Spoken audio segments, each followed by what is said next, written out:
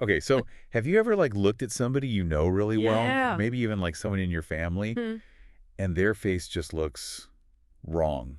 Yeah. Like they're a stranger, or like you're looking at someone who just like stepped into their skin. Yeah, kind of creepy. It's like so unsettling, right? Yeah. And that experience is what today's deep dive is about. We're going to be talking about this excerpt from a personal account. Okay. It's called A Mother's Unfamiliar Face. And in it, this woman talks about a pretty chilling memory from her childhood. Ooh, okay.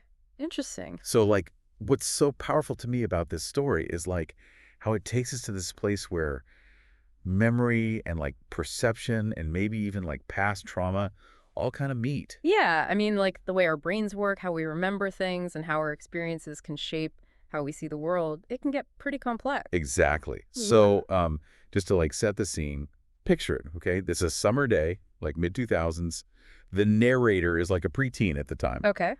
And she wakes up from one of those, like, really long naps, the kind that leaves you, like, totally disoriented. Yeah, where you're like, what year is it? Yeah, exactly. You know, like, where am I? Yeah. So she wakes up, her 4-year-old brother needs to be fed, and her mom, who should have been with her grandmother recovering from surgery, is, like, unexpectedly home.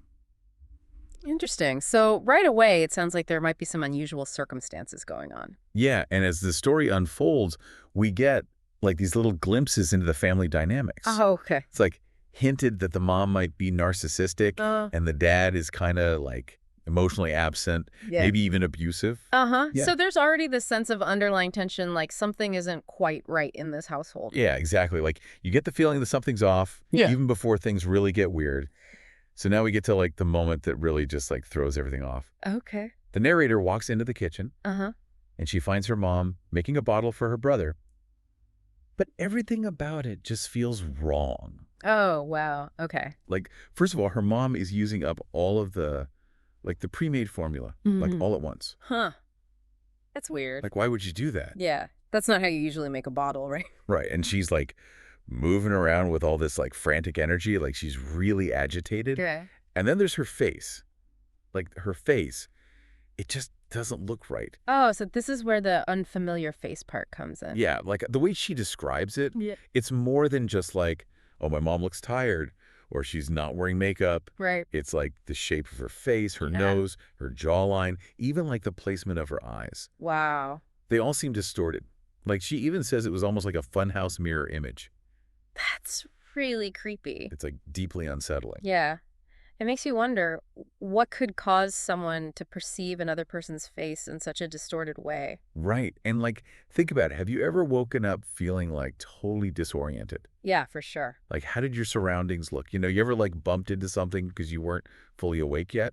Oh, totally. Like that feeling when you first open your eyes and everything seems kind of blurry and out of focus. Exactly. So can you even, like, imagine waking up and your own mom's face just seems suddenly unfamiliar? Like, to me, that's just terrifying. Yeah, that would be really freaky. It would make you question everything you thought you knew. Right, and that's what's happening to the narrator in the story. Right. Like, she's trying to make sense of what she's seeing, but it's like her brain just can't reconcile this image with her mom. She's got to be thinking, like, what is going on? Yeah, and she's trying to figure out, is it the long nap? Yeah, it makes sense to question that. I mean, sleep inertia, that grogginess after you wake up, can totally mess with your senses. Right, it can, like, distort how you see things.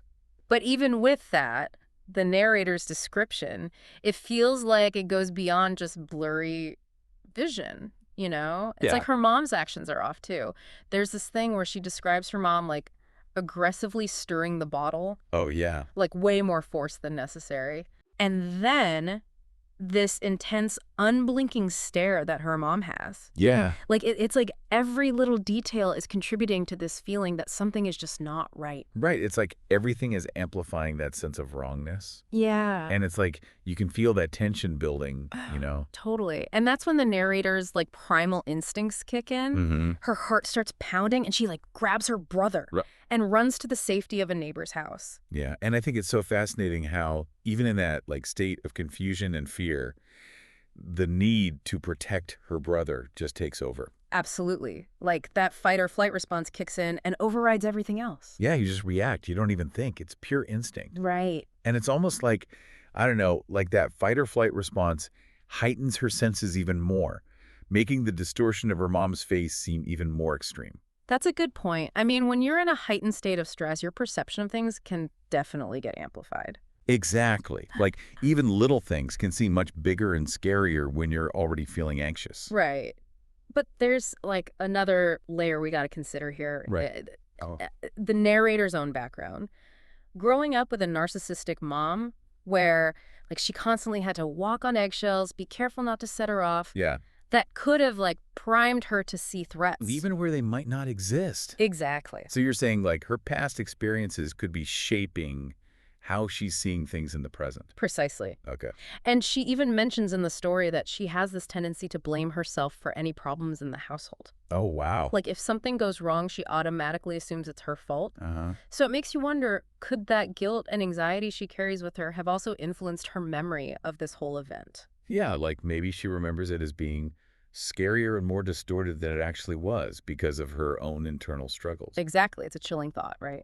Yeah, it's like how much of what we see is actually filtered through like our own internal lens, Yeah, that's the big question. Yeah, and the story doesn't really give us like a straight answer. Right. It's open to interpretation. Yeah, and that's what makes it so thought-provoking. Totally. Was her mom's face actually distorted? Like, was there something physically different about her? Nah. Or was her behavior actually out of character? Mhm. Or was it a combination of, like, sleep inertia and, this heightened anxiety No, and, like, a past filled with a lot of emotional turmoil, all kind of mixing together to shape how the narrator experienced this whole thing? it makes you think, right? Like what really happened. Absolutely. And that's the real takeaway here.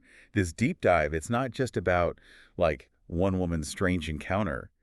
It's a challenge to like really examine how our past experiences, our anxieties, and our ingrained patterns all kind of come together to influence how we see the world around us. And then how those perceptions shape our memories and ultimately our understanding of who we are. Yeah, like maybe we're not always seeing things as they truly are.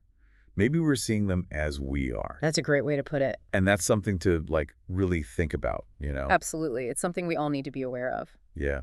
And I think that's a good place to leave it for today. Yeah, I think so too. It's a lot to unpack. Yeah. Thanks for like taking this deep dive with me. You got it. Always fascinating to explore these kinds of stories. Absolutely. And for all of you listening out there, keep those brains buzzing, Yeah, keep questioning, keep exploring. because the truth, as we've seen, is often much more complex and layered than it first appears. Well said. Thanks for listening. We'll catch you in the next deep dive. See ya. Bye. Bye.